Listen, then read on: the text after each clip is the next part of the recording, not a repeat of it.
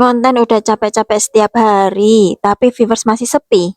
Mungkin kamu masih salah pilih antara VOD dan Reels. Hari ini lumayan sibuk banget, baru aja selesai melayani beberapa pembeli yang datang ke kedai. Alhamdulillah satu persatu pesanan beres dan pas suasana lagi agak sepi, langsung deh aku manfaatin waktu buat unboxing paket yang datang hari ini. Total ada 8 paket yang datang sekaligus, 4 paket untuk kebutuhan jualan di kedai Gigi dan 4 paket lagi hasil ngewar yang harganya cuma 100 perak, bahkan ada yang gratis. Oke, sambil buka paket satu persatu, aku jadi kepikiran buat bahas sesuatu yang sering ditanyain teman-teman yang baru mulai ngonten, yaitu tentang perbedaan VOD dan Reels. Banyak yang masih mengira kalau semua video itu sama, padahal sebenarnya beda banget loh. VOD biasanya berupa video yang durasinya lebih panjang, isinya lebih lengkap, lebih detail, dan biasanya ditonton orang yang memang sengaja mencari informasi tertentu. Sedangkan Reels itu video pendek yang fokusnya menarik perhatian dalam beberapa detik pertama. Tujuannya supaya orang berhenti scroll dan lanjut nonton sampai selesai. Kalau VOD itu ibarat kita lagi ngobrol santai dan cerita panjang lebar. Kalau Reels itu seperti kita sedang berteriak di tengah keramaian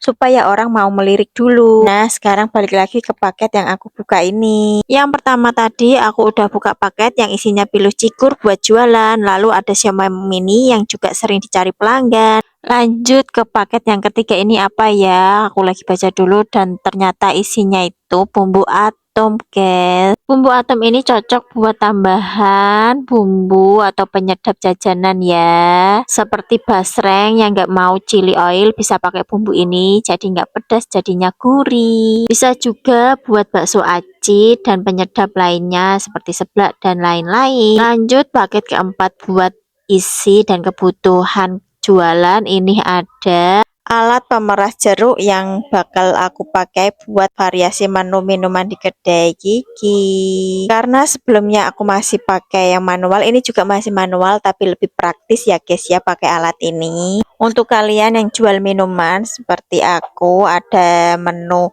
minuman jeruk peras, kalian wajib coba deh pakai alat ini, pasti lebih praktis dan lebih hemat tenaga ya guys ya. Harganya juga ramah di kantong, nanti aku selipkan linknya di kolom komentar ya.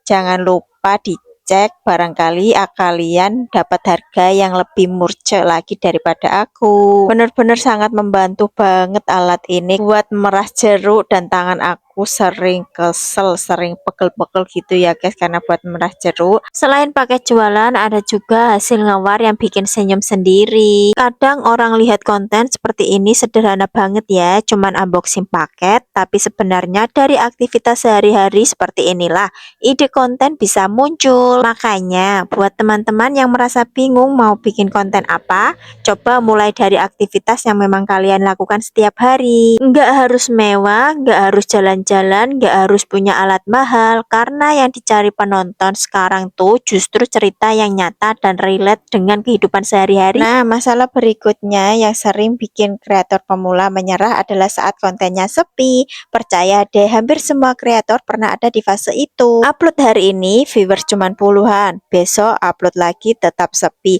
lusa upload lagi masih belum ada perubahan. Tapi justru di fase itulah mental kita sedang diuji. Kalau tujuan konten cuma mengejar viral, biasanya baru beberapa hari langsung menyerah. Tapi kalau tujuan kita membangun aset digital jangka panjang, maka setiap video yang kita upload adalah investasi. Tips pertama supaya tetap konsisten adalah jangan terlalu sering melihat angka viewers. Fokus saja pada proses membuat konten ya, karena kita tidak pernah tahu video mana yang nantinya akan meledak. Tips kedua, buat stok ide konten dari aktivitas harian, misalnya saat belanja stok dagangan, saat melayani pembeli, saat packing pesanan, atau seperti hari ini saat unboxing paket. Semua bisa jadi konten kan? Tips ketiga, gunakan Reels untuk menjangkau orang baru dan gunakan VOD untuk membangun kepercayaan audiens ya.